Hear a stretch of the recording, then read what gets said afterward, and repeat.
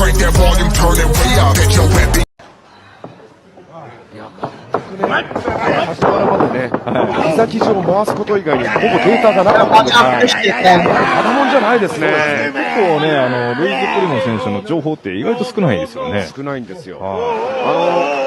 SNS でね、このピザ生地を回しながら戦う姿の動画がですね、めちゃくちゃバズったんですが、そのバズった以上の情報が入ってこないんですよね。そうなんです。今度はピザ。I love it when he throws the pizza dough to the dude. That's like MXC Impact Replay for real. Oh God. Well, there you go, folks. That's your beginning to the Fallout review tonight, folks. Here on the MCU's Bleeding Edge, we're live here Friday night, May 24th, to discuss the 7th episode of the Fallout TV series, hensely called The Radio. It is called, directed by looks like Chaz Hawkins. It looks like it's the director, written once again by Frederick E. Otoya and Claire Kilner. So yeah, this episode, as we were talking about a little bit in the studio here, we felt that this episode was very flat for coming from off episode 6. So just going around the panel here, just kind of give your thoughts on that, guys. Like, how do you feel it dropped off in the last episode? Starting with you, Ben. I mean, it definitely felt like a filler for me, especially coming off that big episode 6. It was mainly a story driver. It was just building story. That's basically the whole entire point of episode 7, was just building story, building more background. And yeah, it was just it was the down wave, I would say, coming off of episode 6 for me, at least for this part. Okay. Jeff, same question, sir. Very long episode. What? Over an hour long? An hour and 1 minute. Yep. Oh, you know what? Let me put my headphones on. I'm sorry, guys. Good. No, but sometimes I forget, Cyber. I still do sometimes. I forget that it's not like 2 years ago, and I'm not going headphoneless. But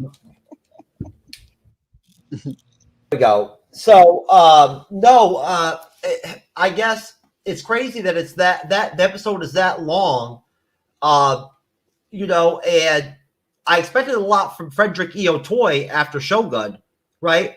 But honestly, I think it's tough. It's got to be tough to have to make one of these episodes to set up the finale episodes, right? Like, look at Shogun, for instance. They killed it with Chapter 9, Episode 9, leading up to the finale. But then the finale was kind of flat, right? Cyber, it was a little flat, right? So, like, Episode 9 of that series kind of stole some thunder from from Episode 10 a little bit, right? So I think it's tough to make Episode 7 when you got when 8 is the finale. That puts you in a tough position. So I think at that point, it's good. You pretty much, we've talked about this before, Cyber. This has been something that's been a wrinkle we've had a discussion on multiple different TV series of multiple different kinds. The fact that it's tough to make these episodes that set up to these finales, especially like Marvel, for instance. Their 6-episode series, those episode 5s are tough, and they can really sink or swim sometimes, sort of the finale in like the series. So I just think it's a tough episode to really provide entertainment value the way you'd like to. This episode, obviously, I don't watch ahead really that much, so like I'm still waiting to watch the last episode of Fallout. I don't know what happens after episode 7. All I know is episode 7 and what happened at the endings there, and I don't I stay away from spoilers and whatnot to some extent. So I don't know what happens after this episode. I'm trying to contain it to this show, and I think that this is just the way that the story was written and presented to Otoy. this is what the best he could make out of it. I think, right? Was what the little bit that we got out of it. This is an interesting show. It's based off of like 3 titular characters mainly, right? It has like a power, trio, and a lot of it is flashbacks, right? They do a lot of flashbacks, and like it's the universe is small. Like it's not a massive cast kind of series, like TV show. So there's not a lot going on at times. But it's a quirky show. And episode 7 is definitely entertaining in its own way. There's lots of humor in there, right? There's some really interesting, like quirky shit that goes down. And there's some like that guy's fucking foot, man. Oh gosh, yeah. Holy fuck. I mean, that honestly, I like how they did that story arc too, especially with the young squire. I mean, he walking, hobbling around with that foot. That shit fucked me up, dude, when I saw that. I couldn't believe, and he was messing with it at the gas station, and I mean, left the dog, and then found that doctor that we saw in Philly back earlier on in the season.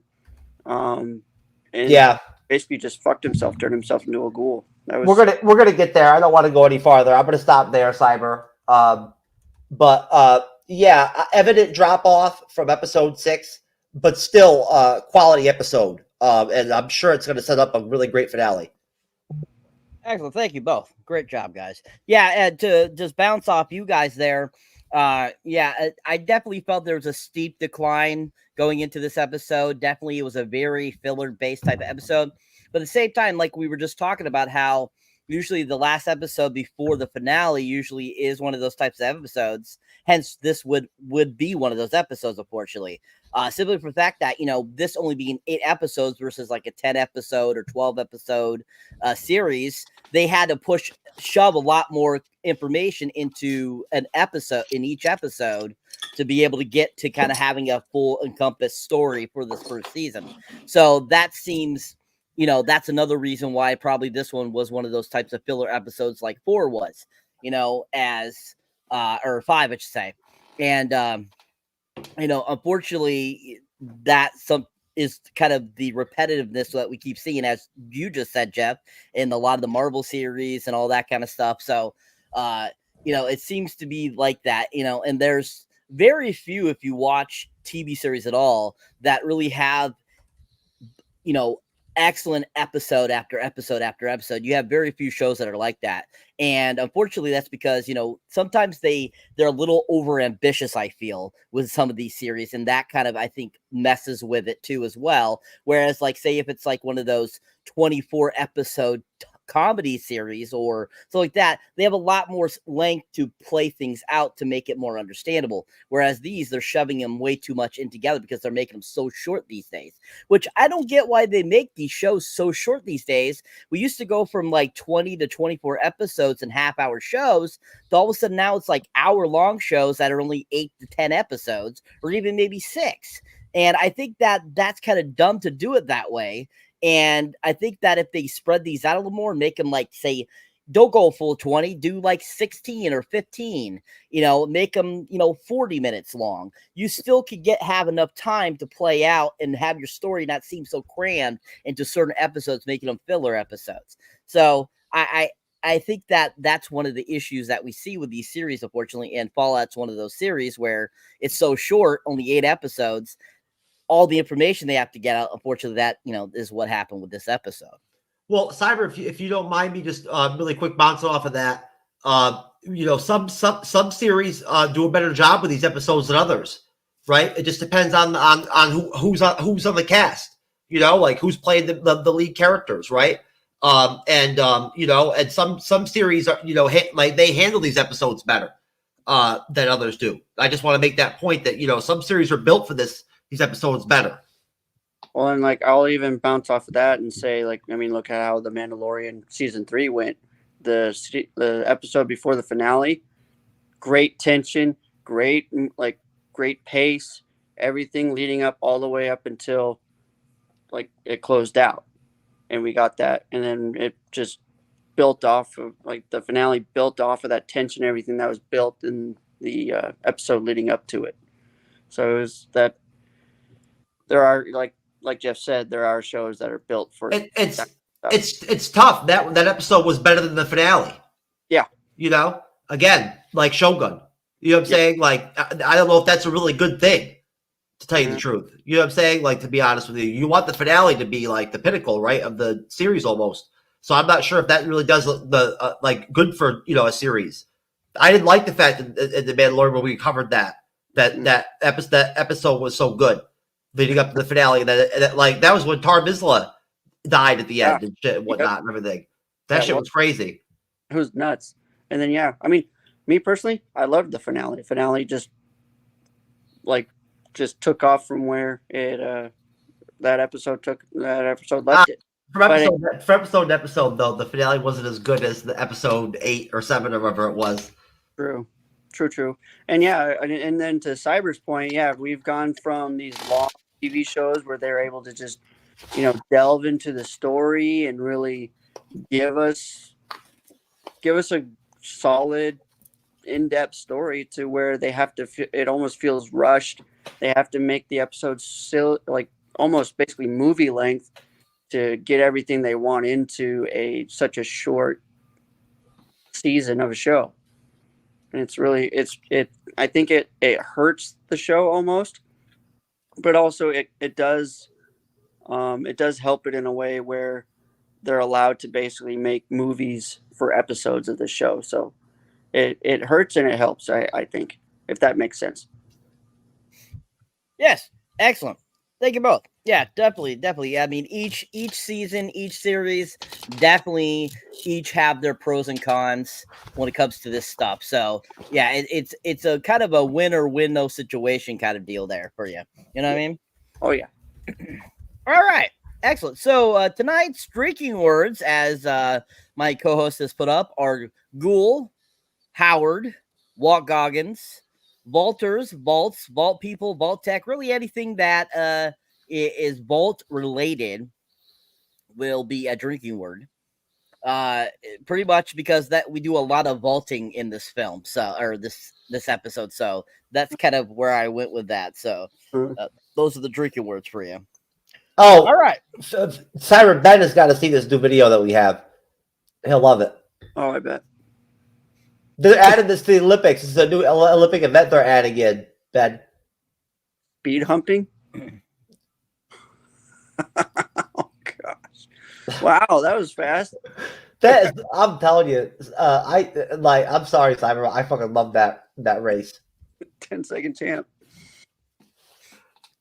I'm sure you do, sir. If they could have incorporated any themes from that into episode 7 of Fallout, it would have been a better episode. Okay, there you go, folks. You heard it right here from the TrueKnowledge himself. If they had super fast humping Olympics in this episode, he would have liked it better. Excellent. All right.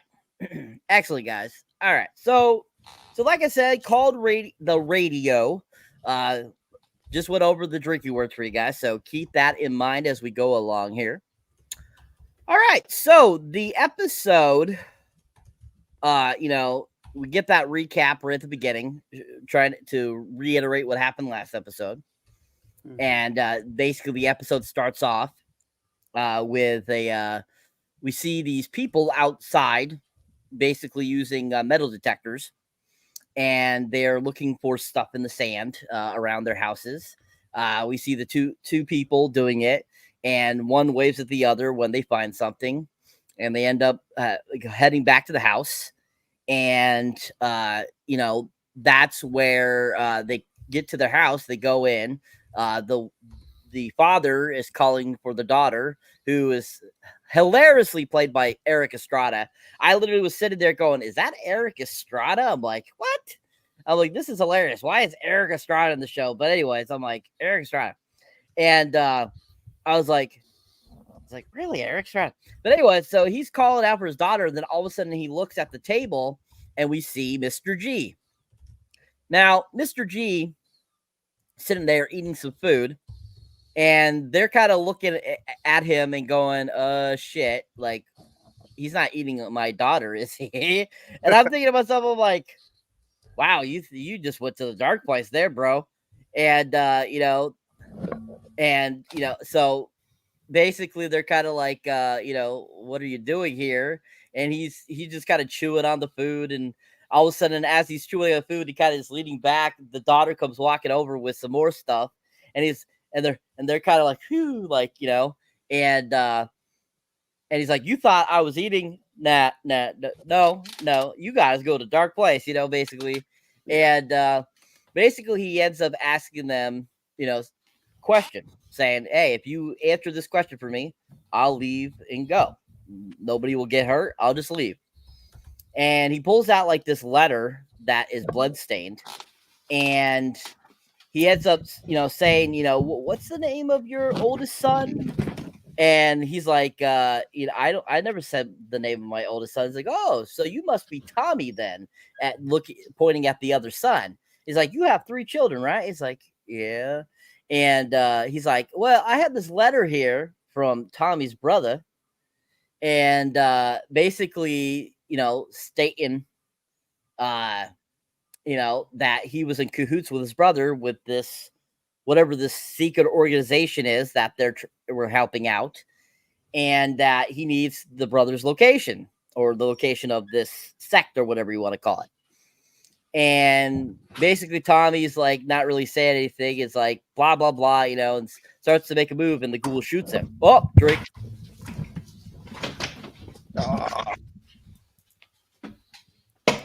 So Mr. G shoots him, and of course Eric Strada's like, whoa, and basically gets the information out of him, and makes his way out of there. And as that happens, we go back to the vault. Drink. Vault, or I should say Vault 4. Oh, double drink.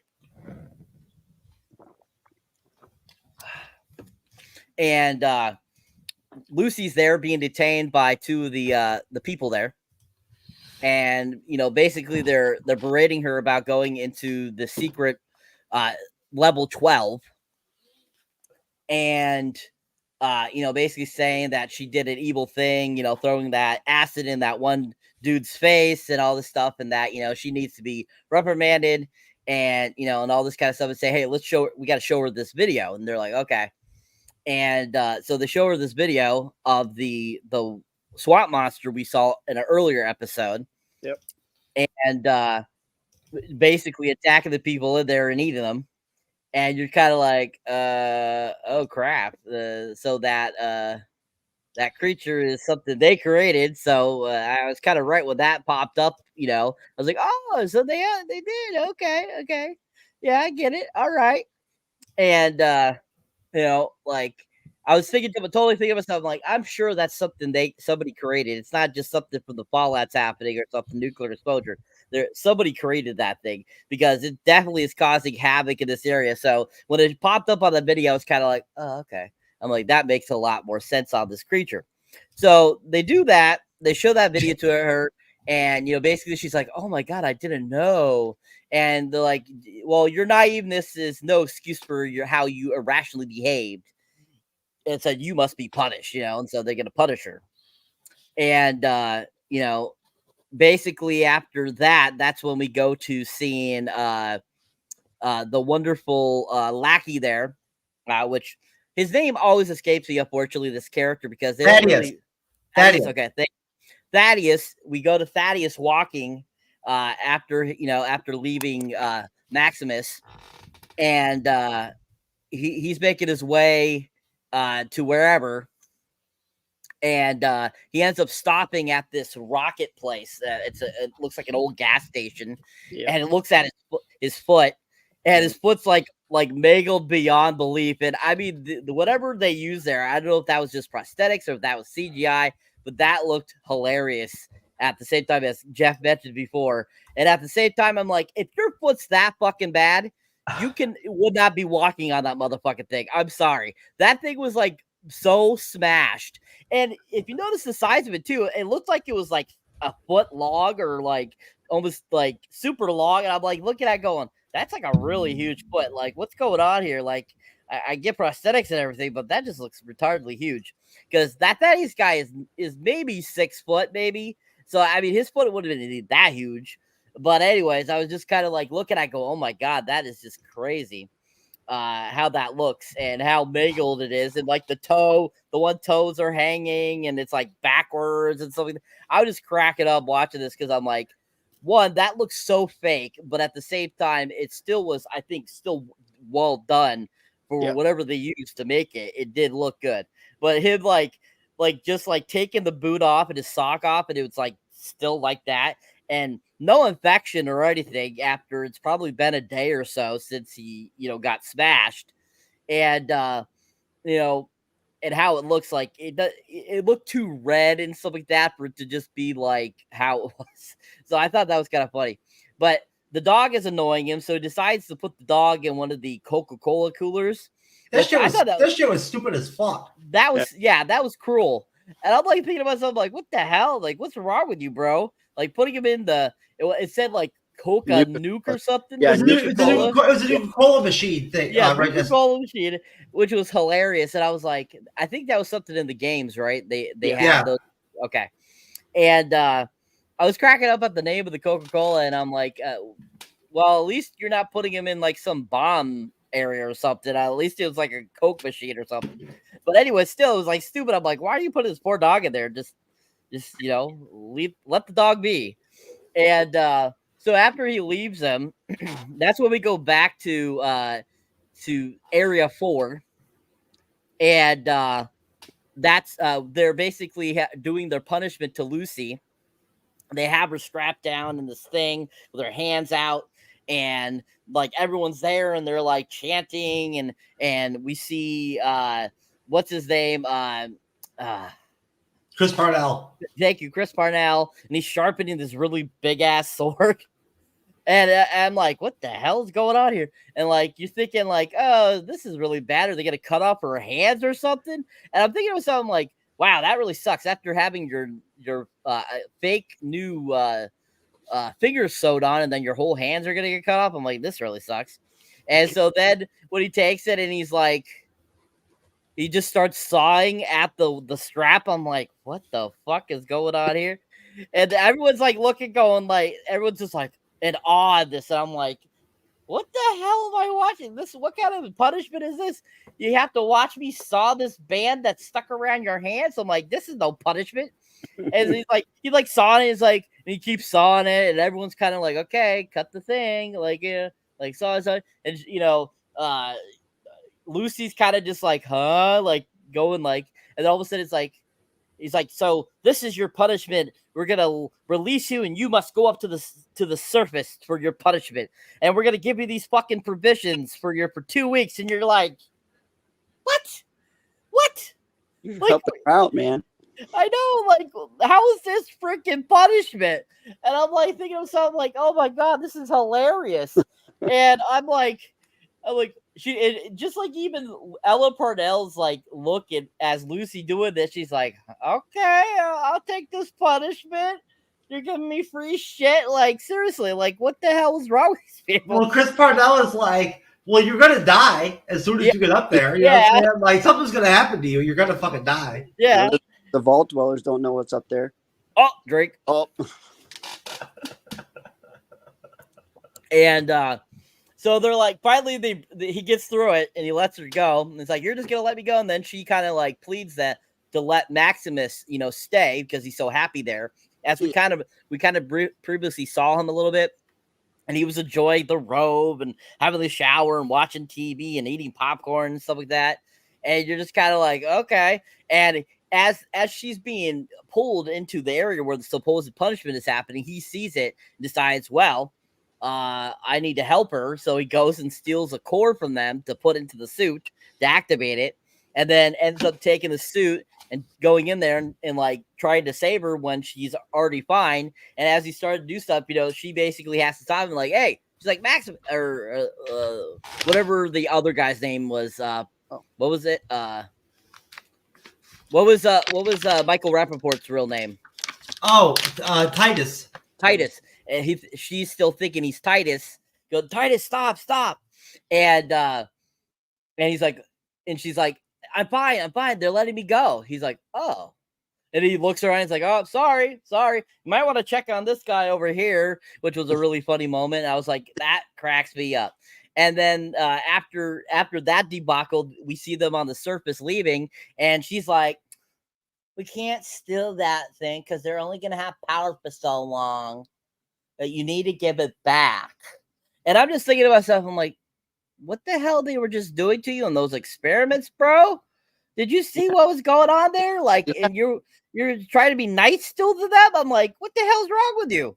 And, basically ends up, like, making him give it back, and he goes down and gives it back to him. She's like, don't you feel better now? And you're just kind of like, I'm going to slap you, bitch. Pretty much. I'm like, good God. I'm like, oh. So we'll stop there. So what are you guys' thoughts on that section of the episode?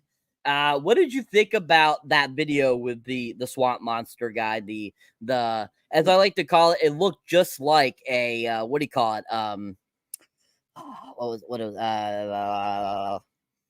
can't think of the name of it. Basically, it can literally have half of it cut off, and it will regrow it. Can't remember the name, but it basically looks like one of those. But what did you think about that? The video that was a gulper. Yeah, it's called a gulper. Yeah. Yeah. And basically, I thought it was really interesting because you also learned that they were performing these experiments on people, also mixing humans with supposedly radioactively radiation resistant species to try and see if they can help people be more resistant to the radiation from the nuclear fallout and stuff like that. So it was really interesting. It made sense for the whole vault system. Oh. All right. Drink. Jeff, your thoughts on the video? Well, I wasn't done. I just had a drink. Oh. I said it again. Go But anyway, ahead, Ben. but it was, and then leading up to that, I like this show is full of it, but just the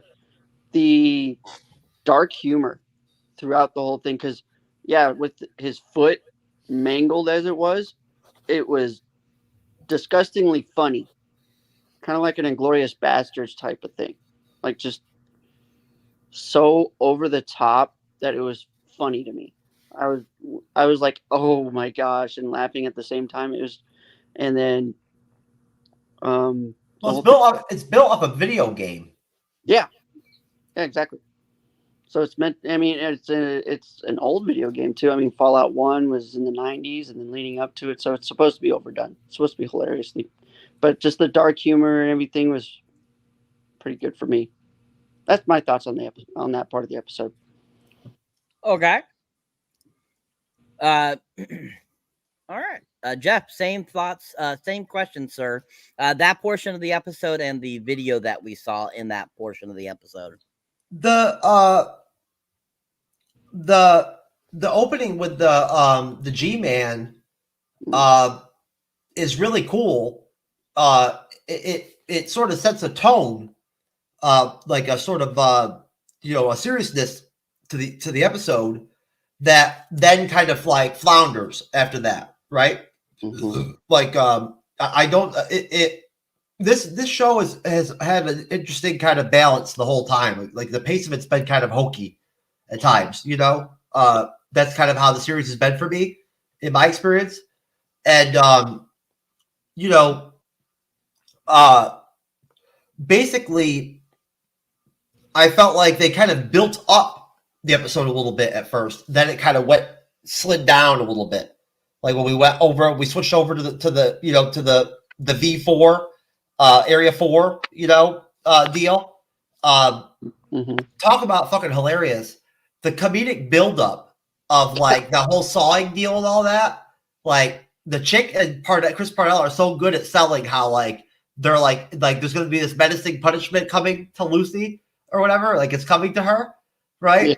And they sell it so good to where when he does the stupid fucking sawing, it literally is almost like just the concept of it is fucking utterly hilarious.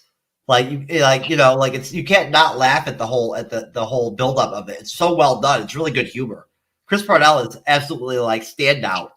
Like in his 2 episodes that he did of Fallout, he's been like standout with his humor, like spot on, just like he is on Archer and shit like that and whatnot. I think he's on another show too. I can't remember what the other one is, but I really like the actor that plays Thaddeus. He's really good at this. He makes the character interesting to where even when he's on his own, he's still kind of interesting. Like he holds the screen, well enough to where like it doesn't make it boring or take anything away or divert from the episode when they solo him up. It just made no sense what he did with the dog.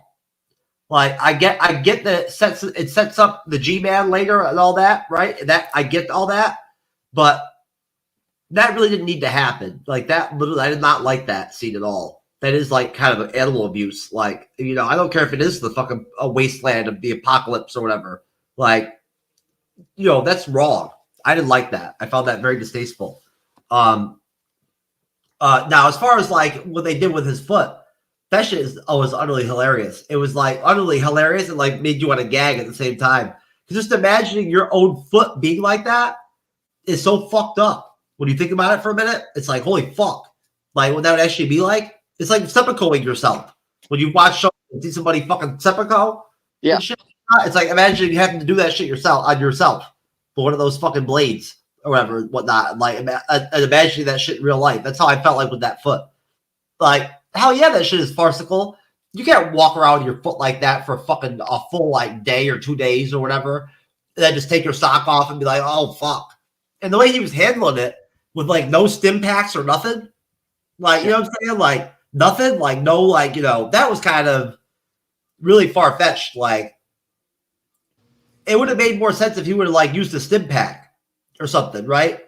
But as we will get into later in the episode, right? He obviously remedies the situation, the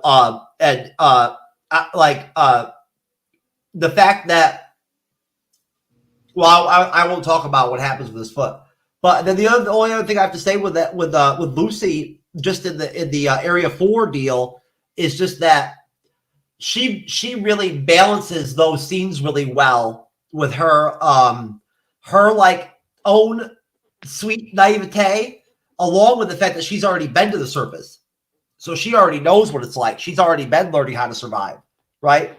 Yeah. So like.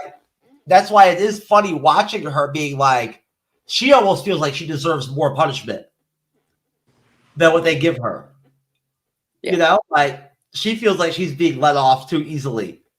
Because like, I mean, look, she's dealt with a lot of hard shit since she she went like, she left the Area 33. So that's all I got, sir. Okay, USA, all the way. Well, now, USA. I'll even add on to that. Like the opening scene too is very reminiscent to like The Good, the Bad, and the Ugly. So I thought this episode was kind of going to be like a Good, the Bad, and the Ugly kind of parody. But yeah, it went a totally different direction that Jeff mentioned. So to add a little bit of more flavor to that little scene, I enjoyed that scene, and that scene was really good. So those are my. So before we move on, I forgot to mention the scene where Mr. G-Man goes to that meeting with that Indian friend of his. Oh, yeah. And he that lady gives him the earpiece to listen in on his wife because they think that, V is bad and that they need his help. And so I want to get your guys' thoughts on that sequence where he ends up taking the bug and kind of does it, throws it away, and then picks it back out of the garbage. What were you guys' thoughts on that flashback? Starting with you, Ben. It just goes back to that inner conflict that he's had since he's started to work with that certain company.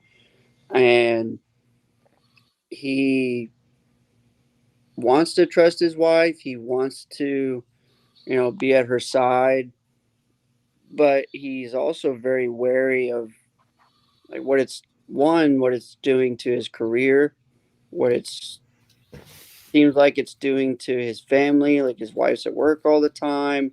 He's having a hard time finding work. Excuse me. And it just shows that he wants to trust his wife. He wants to be by his wife's side, but at the same time, he also wants to know what the hell's going on. Like, this is really weird that everybody else on the outside is acting a certain way, to include one of my friends who's trying to, get me to go to these meetings and stuff. But it's like, yeah, it's fishy. So I think there's just that inner conflict. It really highlights that, especially within the family dynamic of theirs. Okay, thank you. Jeff, same question. What did you think about that flashback? I want to know how the fuck Moldover is still alive, for one thing. Like, 200 years later. I hope they explain that in the finale. How if she was against the company so badly, I don't know how she would have ended up getting cryogenically frozen. Do you know what I'm saying? What her means would have been to do that. Because the way that the vibe I'm getting is like that's the company's deal is having the technology and whatnot and all that and the foresight to be doing things like that due to the war and all that, right? And the impending nukes and all that shit and whatnot. So I'm just trying to figure out how she's still alive. As far as the flashback goes, I really enjoy the flashbacks with Mr. G. I do enjoy the flip of having the actor portray the same character in the two different timelines. It is a nice little injection into the show. It really does, create a lot of entertainment value. And I guess the scene with Moldover where she's given the speech, I didn't really feel like she made any points, or anything like that, and whatnot, or said anything that I found very profound at all, or anything like that, and whatnot. It really didn't really make a lot of sense to me. I wasn't really sure what he was supposed to find from that, I liked her delivery, the actress saying I'm not a communist, right? Like there's just some shady shit going on here or whatever, I like that. I thought that was a good way to sort of set, Mr. G straight to get him to, wake up, with what's going on with his wife. Overall, in general, the flashbacks have been good in the series. They've been an aspect that's been an enjoyable part for me. And I really enjoy, I hope that they'll continue the duality with the flashbacks and all that stuff and whatnot. Everything. I hope that they're not going to take that away in season 2, and that will be the end of it. Season 2 will be the end. We'll have to see, I guess. Thank you. Excellent. All right. So continue on. So where we left off, they had just given back the cold fusion thing back to the V. Not the cold fusion, the reactor. Same fucking thing. Jesus fucking Christ! Stop correcting me, motherfucker. Anyways, fucking cold reaction, whatever you want to call it. It's cold reaction. It's a fucking power core. Okay? I like it. I like it. I don't fucking care. That's a good one. Cold reaction. I like that. Reaction. That's good. If I become a professional wrestler, Actor, is it not? Yes. if I become a professional wrestler, Cyber, I'm going to call myself Cold Reaction. You call yourself Cold Reaction, then Micro Penis Man. I will. All right. Anyways, so after they give that, Lucy basically says to Maximus, "Come live with me at my B." And to me, because we're saying B, not her vagina, people. That's not what we're talking about. We're talking about her home. She's like, "Come live with me," la la la la, and Maximus is kind of like, "Okay, fine." And so, basically it leaves them, and then it goes back to Thaddeus as he's walking through the desert or wherever he's walking, and he comes across this supposed medicine man or supposed doctor or whatever you want to call him, who, as we see him, he looks like he's about to shoot himself in the head for some odd reason. But he sees him and starts running towards him, and basically catches up with him and says, "I can help you." And he's like, "Okay." So they go to this abandoned house, and he basically, asks for the guy's assistant. He says, "I got something that will help you. You're not going to really like the taste of it, but it will help you. It'll fix your foot." And he's like, "Okay." And he basically says, blah, blah, the price of it and all this kind of stuff. And we see him, he creates the mixture and he gives it to Thaddeus, and Thaddeus injects it. We see him cough a little bit, kind of like Jeff when he inhales on his inhaler a little too long or something, or his vape. And, he basically ends up, taking it, and all of a sudden we watch his foot, basically fix itself, which I thought was pretty visually cool. I thought that was cool looking. It looked really cool. Yeah, it looked good. And I thought that was just really well done. And so he's all happy, ecstatic. He's like, "It's fixed. I'm happy." La da da, And basically that medicine guy leaves him, and he's, starts making his way towards where he could find a radio.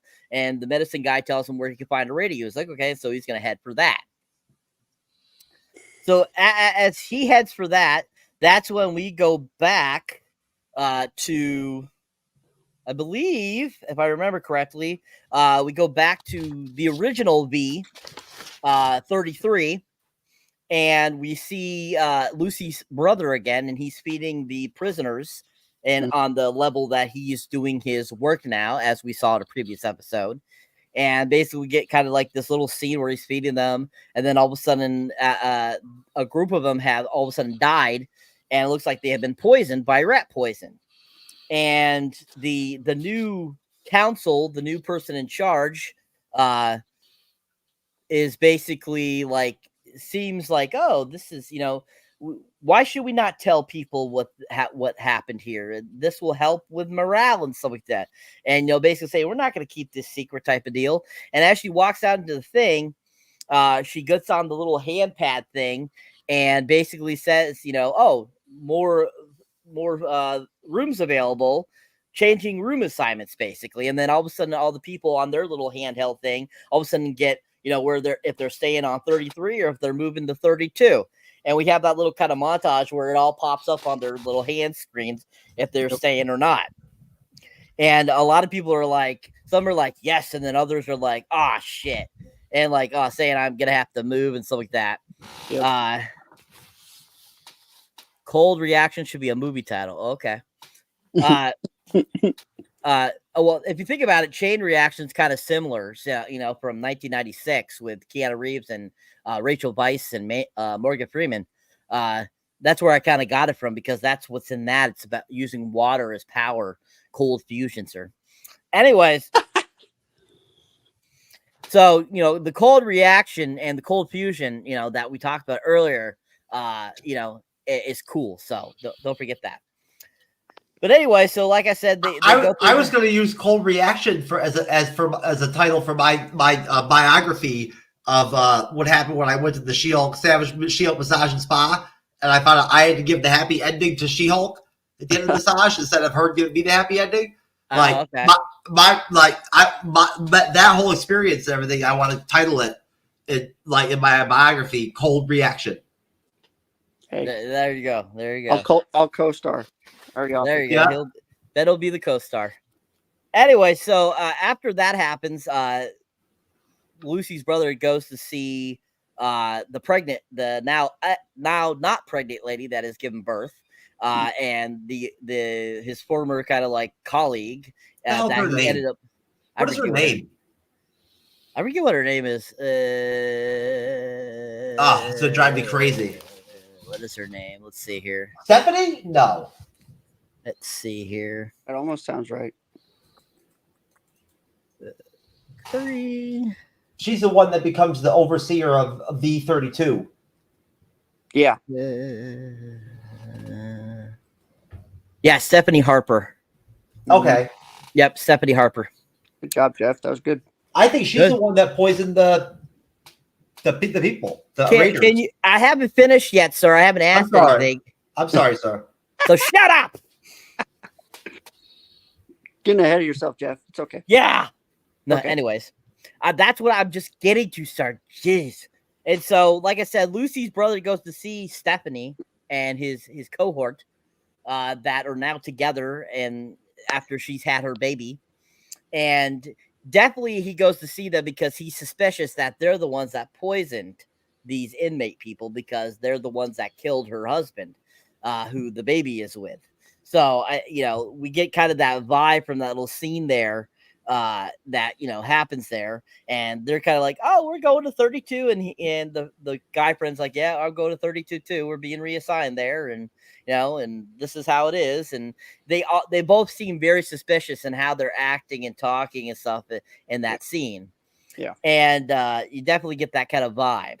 Then it goes back to Mr. G, and he comes across that Rocket place, Red Rocket gas station, and he's on the trail. That's what it says, Red Rocket. Rewatch the fucking video, you motherfucker. It's funny. Why is Red Rocket funny? South Park. You ever watch that episode of South Park? Red Rocket, Red Rocket, where they go around jerking off dogs and like calling it Red Rocket. No, I didn't see that episode. Oh, that's pretty good. I've only watched so many episodes of South Park, so I'm not feeling with it all. Red Rocket. So anyway, so he's following their trail there. We see him kind of step down and taste some brown stuff. I don't know what the hell it was, but we see him kind of spit it out. And then he walks over, and that's when he finds the dog and lets the dog out of the Coca-Cola thing. Nuka-Cola? Nuka-Cola. I'm just going to call it Coca-Cola because it just sounds better, I think. Yeah. And Okay. sometimes it's hard to remember Nuka-Cola, I guess.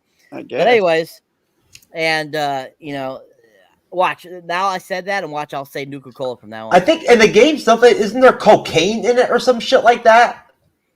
There's all kinds of drugs. In Nuka-Cola, yeah. It's not like there's something wrong with it. It's not like it's fucked up. Probably just back to the original formula, which they used cocaine back in the 1800s when they first created Coca-Cola. So that's probably that's what Nuka-Cola is. Probably just the original Coke formula. I know they should bring it back, baby. You would like that, wouldn't you, sir? No comment. No comment, he says. No comment. Anyways, so after he lets the dog out, we go back to seeing the latter part of the flashback of him trying to spy on his wife. This is where we see him put the earpiece in officially and connect it to the handset, and him throwing it away and then going to pick it out of the garbage again. And, we definitely can see that, he's like Ben mentioned, he's really struggling with stuff here. We see the contradiction between the current Mr. G and the past Mr. G, and how he's definitely, you can tell the wheels are turning, but he's not 100% sure, and he has that inner conflict with himself. And so, then that's when we go back to him in present day, and he renames the dog from CX404 to Dog Meat. And I'm like, why the hell did he call him Dog Meat? Is that the name of a dog in the game? Yeah. I have no idea. I don't think I ever got to that point. In the game, the dog's name is Dog Meat. Okay, It is Dog Meat. Okay. And that's just like hilarious. I'm like, Dog Meat. I'm like, is he saying it because it's the dog's possible meat to eat later on or something? Or I know he kind of mentions how he's like, "You're not my original dog I had that we see in the flashbacks," and that's why he changes the name to Dog Meat, which I think is kind of funny. But that Dog Meat reference is so funny. I think it's a funny name. But anyways, then we briefly go back to seeing Lucy and Maximus traveling, walking down the dirt road, or the sand, I should say, and where are they presently? I forget. Are they supposed to be in LA? Or are they supposed to be in Philly? I can't remember exactly. They're near LA. They're near LA. Okay. So they're traveling in that area of LA. And that's when we go back to Thaddeus as he reaches where the radio man is. And who's the radio man? Mr. Fred Armisen, who we all know from SNL and Deuce Bigelow, European Gigolo, Documentary Now, Portlandia. I mean, Fred Armisen is just a freaking awesome comic. And it was so freaking hilarious watching him pop up and be this character. And I was just kind of cracking up going, Fred Armisen, how the hell did you get him to be in this? I'm like, what the hell? And first Eric Estrada and now freaking Fred Armisen. I'm like, what? And they have kind of a funny conversation, him and Thaddeus have this kind of funny conversation, and he's talking about how he likes his traps in the front yard there. We see all the dead bodies with giant bear traps and stuff around them. So like that, which was really funny. And, Fred Armisen, of course, is just his kind of funny, silly self. And that's when all of a sudden Maximus and Lucy pop up, and he stands up and he starts shooting at them with the gun, shoots I don't know how many bullets, and he freaking misses every single shot, doesn't even hit them, which was hilarious. And he's like shit. And so they even put up their hands, which I find funny, after they know the gun's empty. And go to talk to him and say, that, we're looking for the head. And then all of a sudden, one of the radio guy's traps deploys, shoots him right in the neck with an arrow. And he hilarious goes, why am I not dead? Yeah. And he's and he ends up pulling out the arrow and it heals. You're like, and Maximus is like, shit, I think you're a ghoul, bro. And I'm just cracking up going, oh my God, that's so what that guy would turn into as a ghoul. And basically he's like, dude, the Man of Steel will reprimand you alive for this. And we'll let you get out of here, but you got to give us the head and we'll take care of the Brotherhood of Steel. And he's like, okay, thanks. You do that for me? He's like, yeah. And they're like, and so he starts running off. And basically Lucy and Maximus are there with the head. And Maximus gives Lucy the head and be like, hey, take this, get out of here. I'll head them off with this fake head that I just took from this dead body here. And then they hold each other and kiss, which I'm like, it took them this long to fucking kiss, 7 episodes. I'm like, God damn. And then even the heads are kind of kissing too as they're kissing each other, which was kind of funny. So I'll stop there before we get to the complete conclusion of the episode. So what did you guys think about kind of that section of the episode? What did you think about the whole,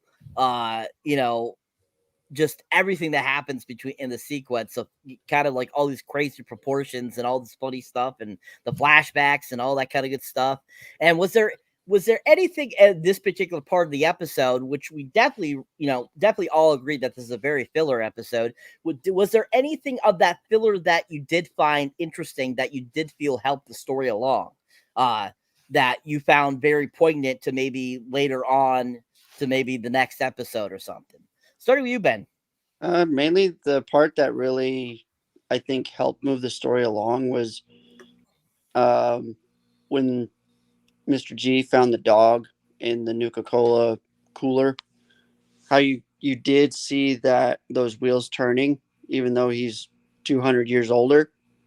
You still see those memories kind of come back. And it, again, like you brought up, is that conflict, that personality conflict. I think that's the part that really helped move the story along. The rest of it was just hilarious. I was laughing my ass off through the rest of it, with his foot, then the radio, especially the conversation about music. He was like, oh yeah, I like the high parts. And then the mids. The mids, yeah. He was like, "Oh, you mean right there?" And he'd be like, "No, it's there." Like, because then it was just that awkward, hilarious conversation between those two was pretty funny, and then him missing completely, hysterical, comedic gold, and then I love slapstick humor, and it reminded me of a lot of the slapstick humor from when I was a kid, and them putting their hands up afterwards, him backing up into a trap and like, oh, huh? Oh no, oh fuck, I'm not dead. Oh fuck. And just freaking out that he turned into a ghoul. And then it was like overall, I think after that scene with him finding dog meat, I think after that was basically just the filler part. It was good. It was entertaining. It was funny, but it was definitely the filler part. And then even with the two heads kissing, I thought that was a nice touch. That was a perfect, like, again, this series is just full of just that awkward, dark humor, and it's great. I absolutely love it. Excellent. Yeah, most definitely. The name I was looking for earlier for the creature was axolotl. Axolotl's this creature looks exactly like an axolotl. I just remembered it finally. Anyways, Jeff, your thoughts, sir, on that section of the episode? I don't like a lot of Lucy Maximus stuff that much in this episode. That's the worst part for me, probably. The stuff with the actor that plays Thaddeus, Johnny Pemberton, is really funny. Like really, he's really funny. His conversation with the guy at the radio station about the mids and all that shit and whatnot, like, is really funny. It's hilarious.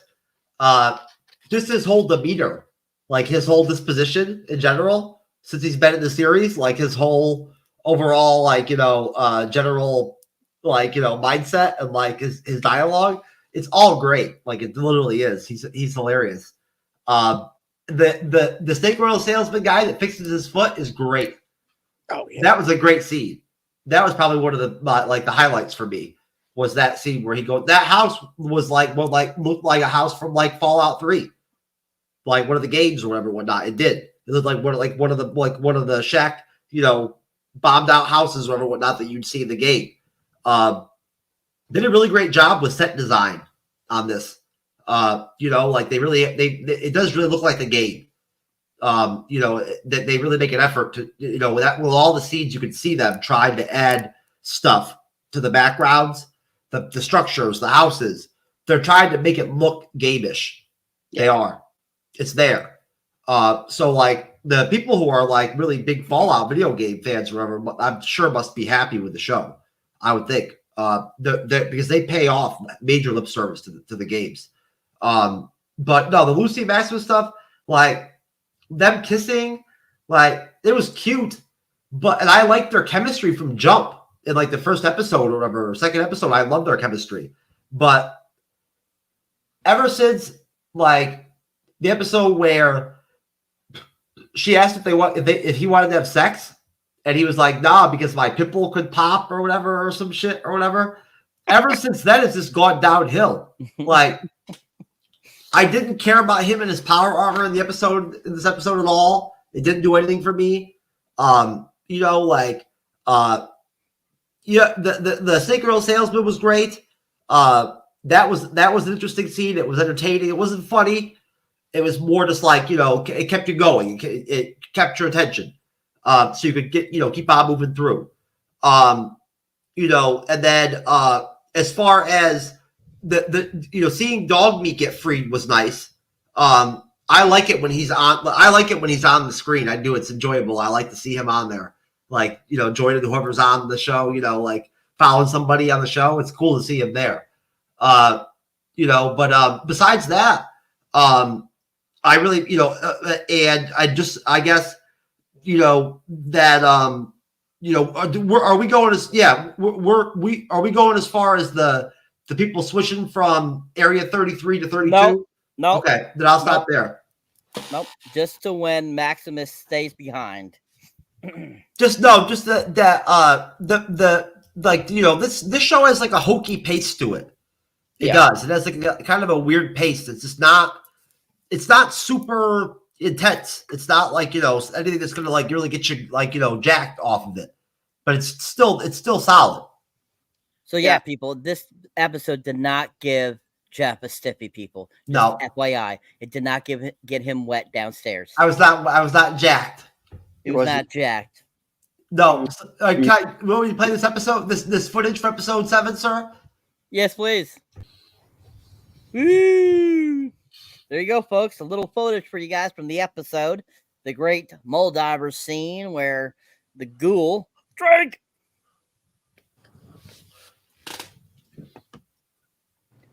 Ask where Moldover is. Great sequence, sir, there. Thank you for sharing. I hope you guys that reignited your viewing pleasure for Fallout. All right. Great job there. All right, so finishing the episode up. So where we left off basically goes back to Vault 33. Oh, Drake. And in Vault 33, Drake. Golly.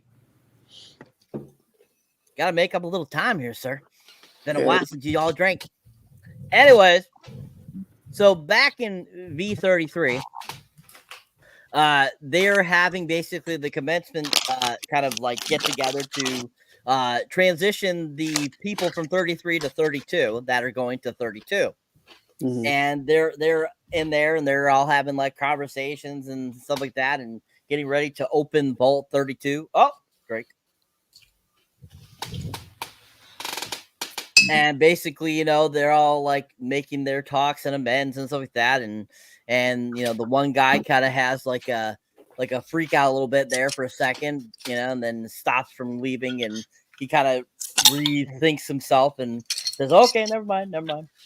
And then they open it and the people that are going to 32 get in and we see them and the door closes. So after that, basically goes back to Norm. He goes into the office of Betty. And as we saw in that previous sequence, he looked at his colleague there before he went into Vault 32. Oh, Drake. And, you know, you can definitely tell that he doesn't feel something's right. Something's amiss and that it's not right. So he goes into Betty's office and logs onto the computer and pretends to be Betty. And basically starts a conversation with whoever the overseer is on 31. And he talks to him and he like says hello and pops back up. Betty, how are things going?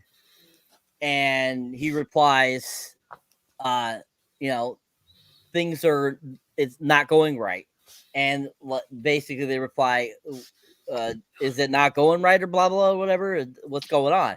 And he says mission is misstep, not going as planned, basically. And then the overseer on 31 says, come back to 31. And so he makes his way to the V31. We see it open. He goes in. It goes pitch black for some odd reason. It's dark, and we just hear him going, hello. And then all of a sudden, finally, it shows him walking out of the darkness and into kind of a different looking hallway than we've seen in the previous Vs. And he, basically, makes his way in there, and it's on his back and showing him walking through this hallway. Then all of a sudden it's up close and we see his facial expressions. And apparently he comes across something and he goes, and then the episode ends.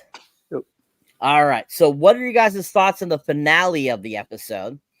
What are your thoughts going into what did you think Norm saw, or what do you think is there? Do you think that it's somebody that he knows? Do you think it's Moldiver? What do you expect from episode 8, along with what your thoughts on the conclusion of the episode? Start with you, Jeff.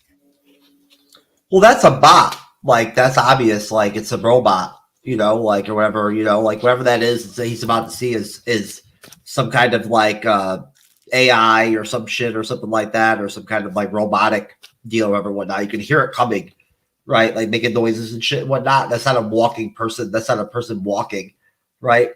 So, like, yeah, there's something in there. Whatever he sees, he's kind of a pussy. Yeah. So he's not like scared. He's more like shocked, right? Or whatever, you know? Because like if he was scared, he'd be scared. You'd see it. That actor's really good. He's held it down as you know, as Norm. Because once Lucy left the V's, right? It really was left on his shoulders to kind of carry it over there in that area of the series. He really had to kind of carry the weight. You know, and he has. So, you know, he's done a really good job, that actor, you know, with that role. He's kept it interesting. He made it to where, because he's kind of like, they made him the focal point of the V experience, right? Yep. You know, which is an experience that I enjoy whenever possible. You know, I actually had my first stuck it in a chick's asshole on accident moment the other night recently. Like totally did not intend it at all or anything like that and whatnot. Like started sex right off with anal, like from jump. And she didn't say anything about it for like the first like 5 minutes. I didn't even realize it. Swear to God. And then she finally says something to me about it. And I'm like, oh, okay. But like that, I just had that experience. Isn't that crazy? I never had that before. Yeah. Little, you know, personal true knowledge, bonding with the audience experience right there. You know, you gotta love it. Do you feel special because of that? I kept on doing it.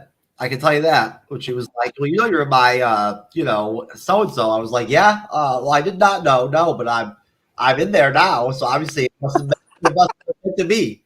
You know what I'm saying? Like it went in there. So any gentleman out there who's ever been in a situation like that or that kind of experience knows the rule. If it just goes in like that, it's meant to be. I'll use that from now on.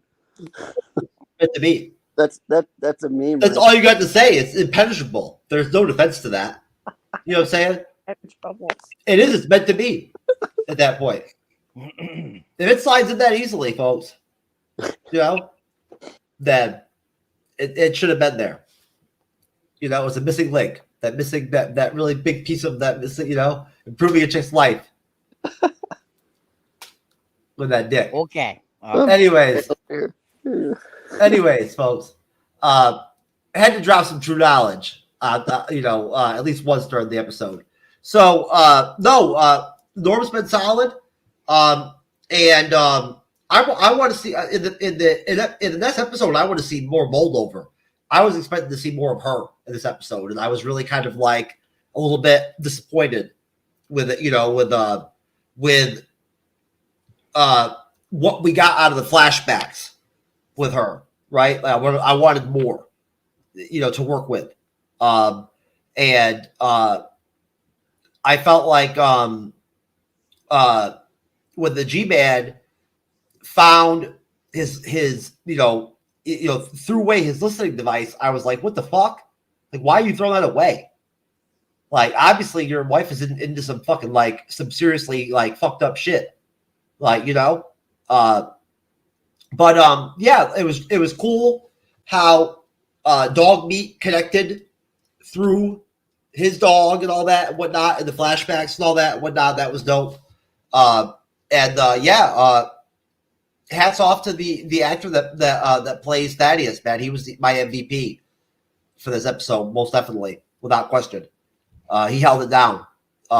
You know, honestly, I felt like Maximus really kind of like slid a little bit on this one for me. Like, I'm not even sure what they're going to do with him in episode 8. I'm kind of like, you know, like where the, you know, like how that's really going to play out with him, with the Brotherhood, with that head. But interesting episode. You know, like, I mean, there's a lot of like stupid shit that they let slide in this series. So something tells me somehow Maximus will pull off like the whole Knight Titus getting pulled, with the head, it's the wrong head and all that and whatnot. He'll end up okay. Like people don't seem very smart in this Fallout universe. Like the people who live in the wasteland, even like they don't seem very intelligent. The people in general, they don't seem like real smart. Well, so, hello, it's a nuclear wasteland, sir. Their brains aren't going to be functioning 100% when there's nuclear fallout, sir. I mean, we knew that from the Raiders from episode 1 that they weren't very intelligent. So no, they're definitely not. And I'm glad they killed those fucking Raiders. Yeah, same. In Area 33, they deserve to die. I didn't like those motherfuckers. Yeah, they definitely did. Every time they give them all that food and whatnot, everything, I'm thinking to myself, like, what about the people in Area 33?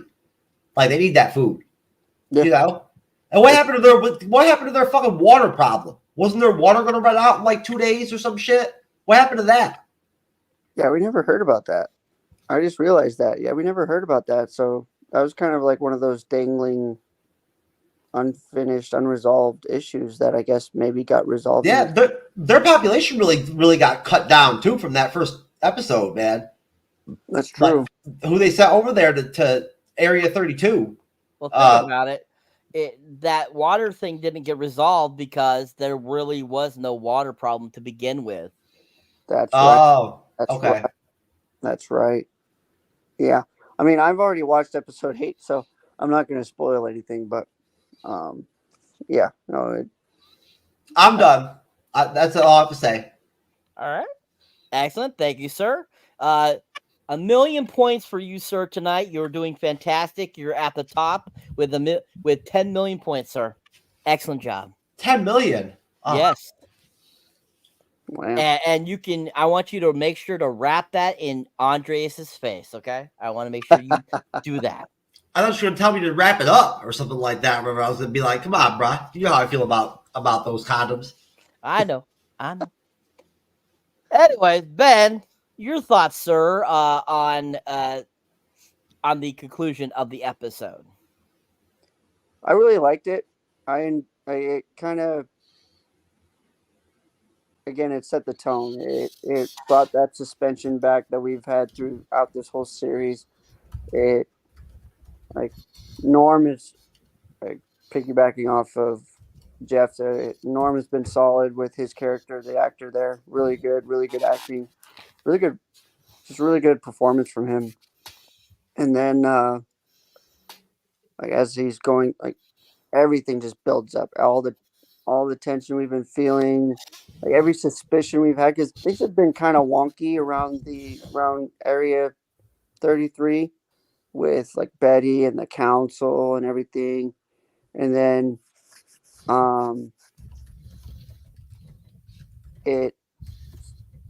and then he goes into the office and talks on the computer, and then it just confirms it's getting even more weird. And then moving into the vault, it's gonna be exciting, Jeffrey, to see what happens next. It really sets it up very well. I really enjoyed this part of the episode for sure. It was one of my favorite parts, aside from the beginning, which I'm a huge Good, the Bad, and the Ugly fan, and I love that beginning scene. It really scratched my itch for sure. He gets to play what he was in the movies in that scene. Yeah, it was awesome. In the Fallout universe. So that's what he plays. He plays that role. Yeah. And the real world. And they're in the Fallout real world, Oh yeah. Excellent shit, Ben. You also get 1,000,000 points, sir. You're only 1 point behind him. So he's at 10 million, you're at 999.999 million. But sir, you still did a fantastic job. I promise you, you have a problem if you need to put a paper bag over Ella Purnell's head. Because I'm telling you right now, sir, there's those fucking bug eyes, dude, I cannot do. They are fucking ugly as fuck. They are goddamn awful. I've encountered over the damn head. I've encountered some chicks that literally, in all reality, could handle a bag over their head. She does. Maybe if she had some surgery to put them a little closer together, might help her out a little bit. But those fucking things, man, look like fucking a praying mantis looking at you. And we all know what fucking praying mantises do to their mate after they have mated. I dig her bug eyes, bruh. Dude, we all know you like anything anyway, so it's all good. No, she's fine as fuck. There's a lot hotter chicks. A lot hotter chicks. Anyways, great job, both. Excellent job. We all agree. Ellen Purnell, we would bang if we could. Yes. Even with her bug eyes, yes. We agree there. But anyways, great conclusion, guys. I just have to say my final thoughts. I thought that the episode ended very interesting.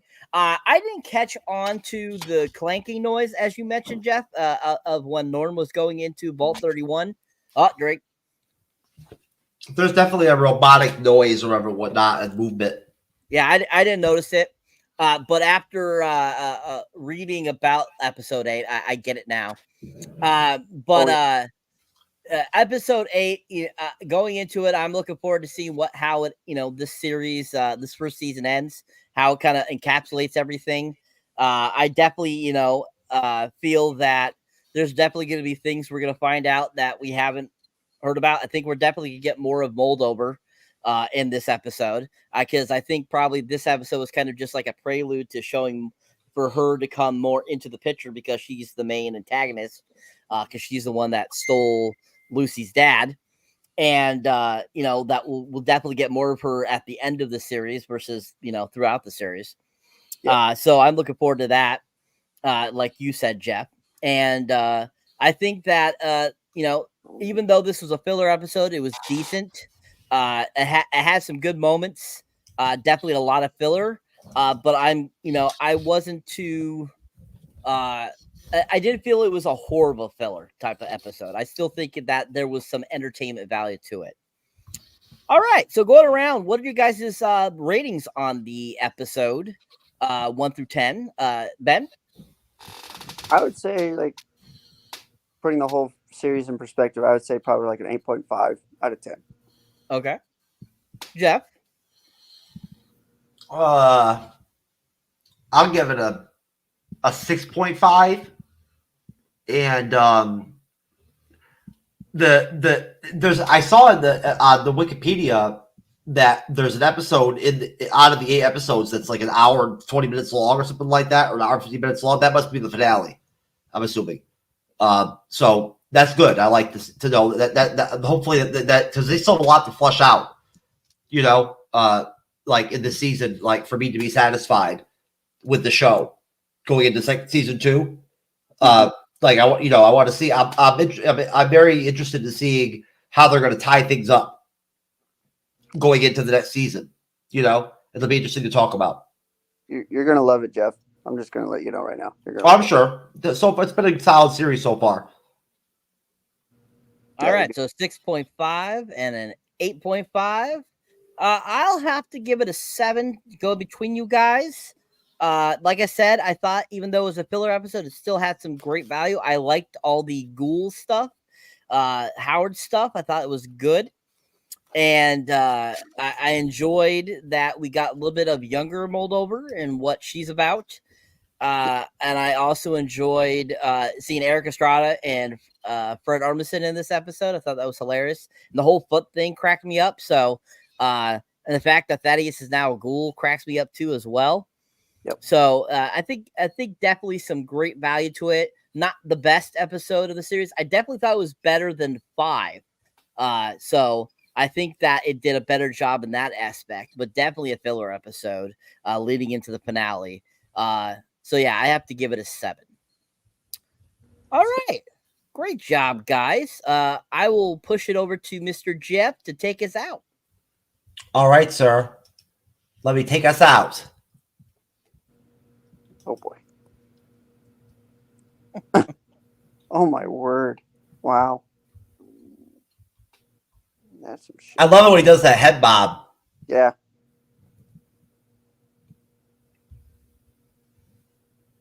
I can't wait. I can't wait till our country becomes like this. I was about to say, where is this? Oh, our country has done this kind of stuff. Don't worry. I was about to say. That guy's actually having sex with a poster. Wow. That is wonderful, folks. Shout out to that guy. That's his plug right there. There's a great video going around on the internet right now of this old guy shoving a gas gas pump up his ass while masturbating. I have not seen that. I think it was over in Italy. Cyberneticshark, sir. Here is your YouTube channel, sir. The floor is yours. All right, thank you. If you enjoy me as the moderator or on the panel here on the MC's Blend, you definitely go check out my solo content over at Cyberneticshark. You find me on YouTube, TikTok, X, Facebook, Instagram, Patreon, all those great places. As you see, I put up my most recent review, the first film in the rebooted series of the Planet of the Apes, Rise of the Planet of the Apes. If you have not seen that, check out that review of that film, because Kingdom of the Planet of the Apes just came out 2 weeks ago, and it's a really fantastic film. I went and saw the new Mad Max today and the new Garfield film. I have one of the mini reviews up. They have the other mini review up soon, along with some actual full-length reviews of it soon. Both very fun films. Really enjoyed them. I honestly thought Furiosa was a way better film than Fury Road. Anna Taylor-Joy did a more phenomenal job than Charlize Theron did. I liked her way more as Furiosa than Charlize Theron. So great films. If you haven't seen them, definitely go check them out. It just came out in theaters today. But yeah, if you haven't seen my content, definitely go check it out. Got all kinds of different stuff on there. Mini clips, mini reviews, all that kind of stuff. Little remixes, I'm calling cyber remixes and stuff like that. And keep your eyes out for more trailer reactions and reviews coming soon, people. Dude, that chick on Death Spa needs a bag on the head. You know what I'm saying? Like, for real. Well, she's supposed to be dead, sir. So I don't think you need a bag over a dead person's head. I would need to put a bag over her head. Nah. Without question. At least her eyes are together. Folks, I am crushing tomorrow night a live stream part 2 recap of Shogun. Season 1 now, because they're doing 2 more fucking seasons of Shogun, bitch. What's up? Let's do it. Fuji, let's go. Fucking Fuji, baby. All-Star Fuji. Season 2 should be all about Fuji. So I'm killing it with Jared Glassford. Imran's coming back from Jock and Nerd podcast over on YouTube channel. Gerald Glass from the Pop Culture Cosmos. I'm going to be moderating the fuck out of it. It's going to be dope as shit. Come check us out. 8 p.m. tomorrow night. Shogun. Season 1 recap, part 2. They should bring back Mariko from the dead. Have her be a sexy zombie. For real. Shit. I mean, seriously. They need to bring her back somehow. No, we still got Fuji. And we still got Fuji. We still got ugly. No, we still got Fuji and we still got Ochiba. We got Ochiba. I'd rather do Ochiba. Ochiba is pretty dope. So thanks, folks. We're almost to 49,000 subscribers over at the MCU'S Bleeding Edge. Really appreciate you.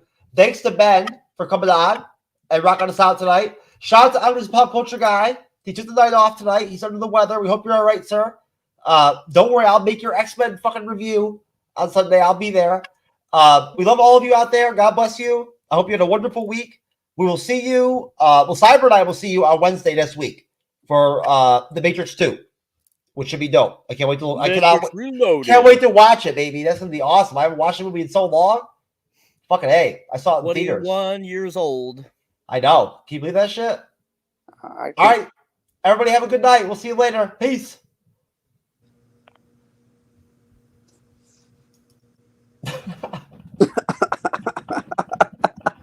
No, you should have went out with the other one, the Big Titty Juice. Yeah. The P. Diddy juice? Oh, man. Where's my P. Diddy juice? I'm about that life. Ask P. Diddy. I just came from his house, even though I'm feeling funny after drinking P. Diddy juice. Wait, what the fuck? What's happening here? I keep asking people for my Diddy juice and nobody will fucking give it to me. I'm telling you, folks, I'm getting pissed.